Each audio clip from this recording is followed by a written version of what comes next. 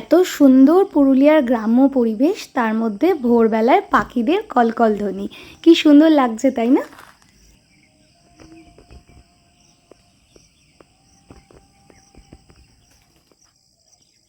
আগের দিন তোমাদের শুধু গড় পঞ্চকোট ঘুরিয়েছিলাম, তবে আজকে তোমাদের অনেকগুলো জায়গা ঘুরিয়ে দেখাবো।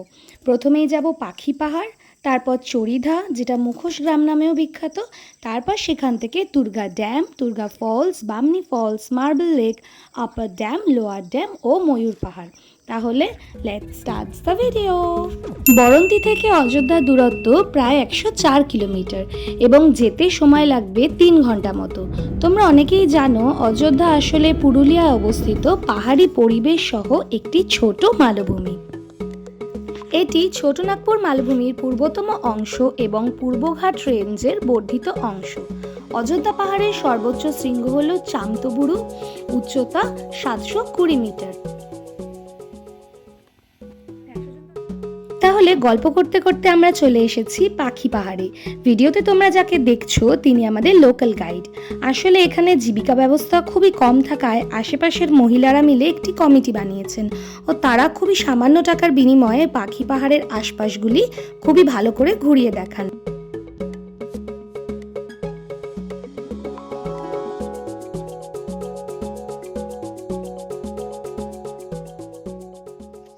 এটাকে কি বলে? পায়রার ঝাঁক। দেখো আচ্ছা, পায়রার ঝাঁক। হ্যাঁ, আর এইটা গণেশ ঠাকুর একটু কাটতে কাটতে সাইড পাতাটা ছড়িয়ে গেল। আচ্ছা, এটাকে সবাই ধরে দিই। এটা পায়রা চুল। হ্যাঁ হ্যাঁ, এটা পায়রার ঝাঁক। আমি তো ছোটবেলায় পায়রা আচ্ছা। আর এমনি যদি ভিড় না হয় তাহলে 10 জন 7 জন দেন, 10-20 টাকা যা দিন, এটা আমরা বলি না, আর খুশি হই। কিন্তু এটা ওইটা তো আমাদের হাতে পড়ে না, এটা কমিটির হাতে থাকে। আচ্ছা, ওইটা আমরা এখন আমরা ডিউটি করবো না, তখন বেলা সন্ধ্যায় লেগে কমিটিকে জমা দিব। আচ্ছা আচ্ছা, আমাদের কাছে নাই। ওইটা 7 দিনে 15 দিনে এরকম ভাগ করে দিল। আপনাদের মানে ছেলেরা কি এখানেই চাষবাস করে? আমাদের এখানে চাষবাস করে। আচ্ছা, আমাদের এখানে চাষবাসের দমে সমস্যা, মানে জলের সমস্যা। ও আচ্ছা। জল নাই আমাদের। তাহলে আর তাছাড়া আর কি করে? তাছাড়া ওই ধান চাষ, এই সবজি চাষ টুকটাক আচ্ছা, এইগুলো করা হয় আমরা।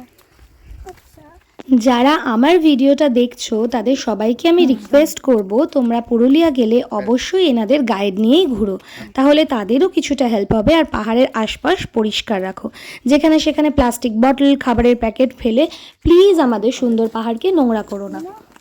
কেন হাইকিং করব? এইখানেই তো আমাদের রক লাইন হয়। আচ্ছা, এখানেই শেখানো হয়? এইখানেই রক লাইন হয়। এই ঠিকানাটা কখন শেখায়? এই এখন আসবেন ওরা উয়ারা রক লাইন করতে কত উঁচু উঁচু যাচ্ছি আমরা। যদি যদি যদি হচ্ছে একটা পতাকা নিয়ে আসলে হতো তাহলে হতো। পতাকা কোথায় পুঁতাবি? ওপর অব্দি তুই যেতে পারবি? পারি যাবে, পারি যাবে। আর কোথায় যাবে? উপরে যাবে? যেমনটা উনি বললেন, এখানে প্রত্যেক বছর ডিসেম্বর জানুয়ারি মাসের দিকে পাখি পাহাড়ে রক ক্লাইম্বিং শেখানো হয়। তো তোমরা যারা যারা ইন্টারেস্টেড আছো তারা ঝটপট চলে এসো। তোমরা পাখি পাহাড়ের আশেপাশে এই যে কারুকার্যগুলো দেখছো, এগুলো কিন্তু কোনোটাই ন্যাচারাল সোর্সেস না, এগুলো সব মানুষেরা হাতে করে ঠুকে ঠুকে খোদাই করে তৈরি করেছে। সবাইকে ট্রেকিং করতে দেখে ওমেরও খুব ট্রেকিং করার ইচ্ছে হচ্ছিল, ওই জন্য ও ফার্স্টে ছোট্ট পাহাড় থেকে মিনি ট্রেকিং স্টার্ট করলো।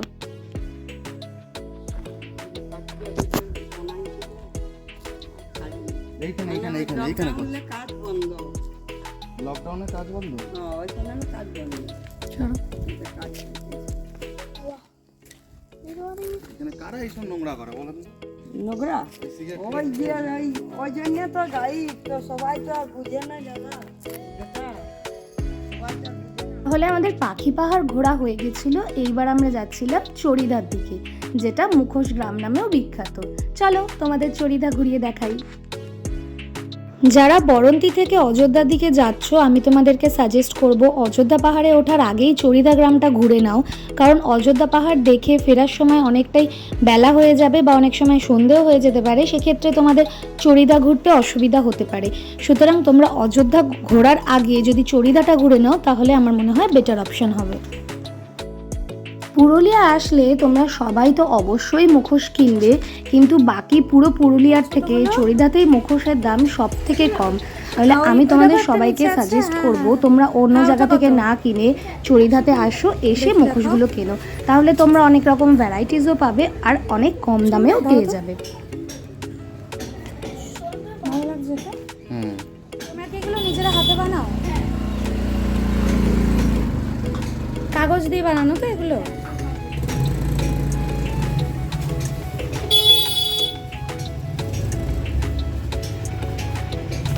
চড়িদার প্রত্যেকটা বাড়িতেই এরকম একটা একটা করে দোকান থাকে, তারা বাড়িতেই কাজ করে আর দোকানে সেগুলো নিয়ে বসে। বাড়ির প্রত্যেক ফ্যামিলি মেম্বাররাই এই কাজের সঙ্গে যুক্ত, যেমন তোমরা দেখতে পাচ্ছ বাচ্চা মেয়েটাও কাজ করছে, এরা প্রত্যেকেই এখানে এই কাজটা করে থাকে। আমি তোমাদের কয়েকটা দোকান ঘুরিয়ে ঘুরিয়ে দেখাচ্ছি। তাহলে আমাদের চড়িদা তো ঘোরা হয়ে গেছে, এবার আমরা যাব তুর্গা ড্যামের দিকে। তোমরাও চলো আমাদের সঙ্গে তুর্গা ড্যাম ঘুরে দেখতে। কি অসাধারণ সুন্দর তুর্গা ড্যাম, তাই না? আমরা তুর্গা ড্যামে ঢোকার আগেই গাড়ি একটা জায়গায় পার্ক করে চলে এসেছি। এখানে আলাদা করে কোনো পার্কিংয়ের জায়গা ছিল না, সামনে অনেকটাই ফাঁকা জায়গা, সেখানেই সবাই পার্ক করছিল গাড়ি। আর তোমরা দেখতেই পাচ্ছ তুর্গা ড্যাম কত সুন্দর একটা জায়গা। এখানে লোকজনও কম, কোলাহলও কম, একদম শান্ত শিষ্ট পরিবেশে দারুণ লেগেছিল আমাদের ঘুরতে। তুর্গা ড্যাম ঘুরে এবার আমরা যাচ্ছি অযোধ্যা পাহাড়ের দিকে। অযোধ্যা পাহাড়েও প্রচুর ড্যাম রয়েছে, তোমাদের সবকটাই আমি চেষ্টা করব ঘুরিয়ে দেখানো। অযোধ্যা পাহাড়ে উঠেই প্রথমেই আমাদের রাস্তায় পড়েছিল তুর্গা ফলস, আর তোমরা তো আওয়াজ শুনতেই পাচ্ছ কি মারাত্মক সুন্দর লাগছে। কিন্তু তুর্গা ফলসে যাওয়ার রাস্তাটা কিন্তু খুবই খারাপ, রাস্তা প্রায় নেই বললেই চলে। তোমরা ভিডিওতে দেখতেই পাচ্ছ পাথরে খোদাই করা রাস্তা রয়েছে। যারা বয়স্ক বা বাচ্চা নিয়ে আসবে তাদের জন্য কিন্তু খুব অসুবিধা হবে।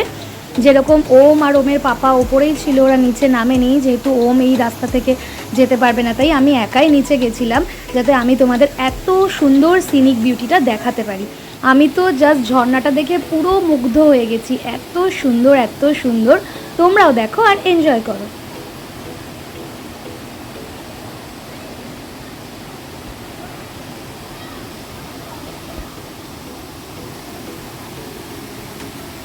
এখানে অনেকেই ঝর্ণায় নেমে ফটোশ্যুট করছিলেন বা অনেকে স্নানও করছিলেন, কিন্তু আমাদের যেহেতু নেক্সট ডেস্টিনেশনেও যেতে হবে আর ওম আর ওমের পাপা যেহেতু উপরে ছিল, আমি এতটা সাহস পাইনি যে একা একা ঝর্ণা অবধি চলে যাব। তো যাই হোক, তুর্গা ফলস দেখে আমরা এবার চলে যাচ্ছি বামনি ফলসের দিকে। বামনি ফলসে কিন্তু গাড়ি পার্কিংটা বেশ সমস্যার ব্যাপার, কারণ এখানে পার্কিং করতে খুব অসুবিধা হয়। যেখান থেকে বামনি ফলস সেখান থেকে অনেকটা দূরে গিয়ে গাড়ি পার্ক করতে হয়। তোমরা যেটা দেখতেই পাচ্ছ এখানে প্রচুর গাড়ি রাখা রয়েছে, তোমাদের গাড়ি কোথায় জায়গা পাবে সেই বুঝে গাড়ি রাখতে হবে। তাহলে চলো আমরা গাড়ি রেখে চলে যাচ্ছি বামনি ফলসের দিকে। বামনি ফলসের রাস্তা এমনিতে খুবই ভালো, সিঁড়ি করা রয়েছে, কিন্তু বামনি ফলস যেহেতু অনেকটা নিচে আমরা পুরোটা যেতে পারিনি, আমরা হাফ দেখেই চলে এসেছিলাম। কারণ হচ্ছে অতটা সিঁড়ি নেমে আবার উপরে ওঠাটা ছোট বাচ্চা নিয়ে একটু অসুবিধা হয়ে যাচ্ছে। আর তোমরা যদি বাচ্চা ছাড়া বা বয়স্ক লোক ছাড়া যাও, আমি তো তোমাদেরকে বলবো তোমরা অবশ্যই পুরোটা নামো।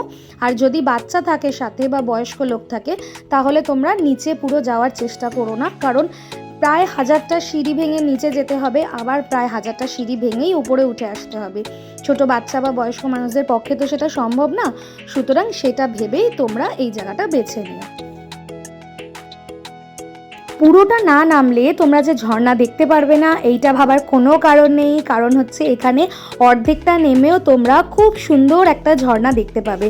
আর দেখো এখানের ভিউ পয়েন্টটাও কিন্তু অসাধারণ।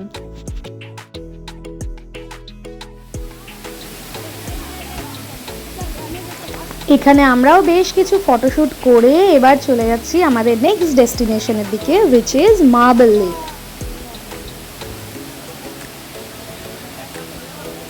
আমি এর আগে মার্বেল লেকের অনেক ফটোস ভিডিওস দেখেছিলাম, কিন্তু নিজের চোখে না দেখলে বিশ্বাসই করতে পারতাম না যে জায়গাটা এতটাও সুন্দর। এখানে তোমরা তোমাদের প্রি ওয়েডিং শ্যুটও করতে পারো, কারণ আমরা যখন ওখানে গেছিলাম এখানে অনেক শ্যুট হচ্ছিল। আর চলো তোমাদেরকে মার্বেল লেক ঘুরিয়ে দেখাই।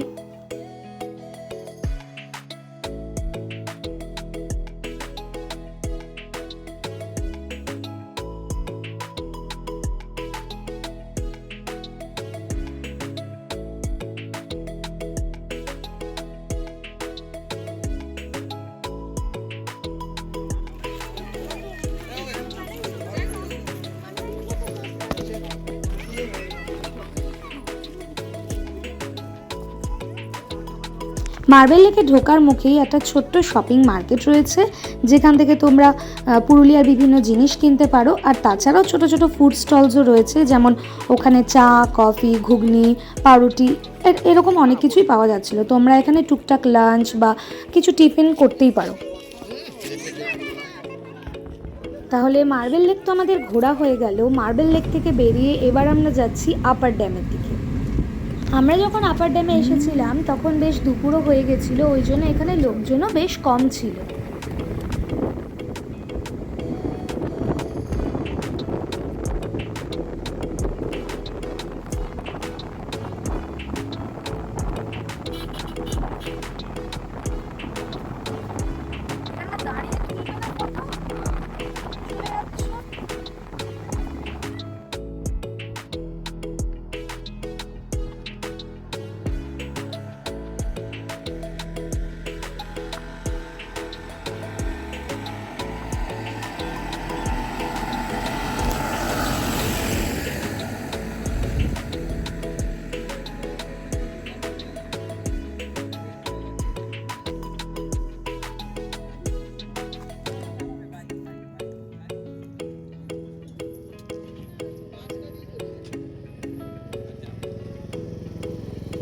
তাহলে আপার ড্যাম ঘুরে এবার আমরা যাচ্ছি লোয়ার ড্যামের দিকে।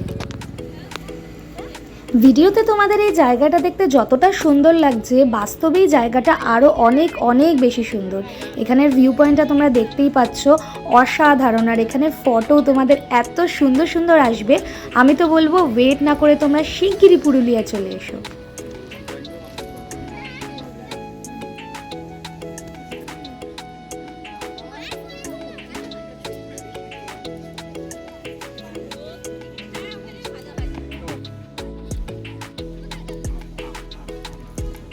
লোয়ার ড্যাম থেকে বেরিয়ে আমরা লাঞ্চ সেরে চলে গেছিলাম ময়ূর পাহাড়ের দিকে।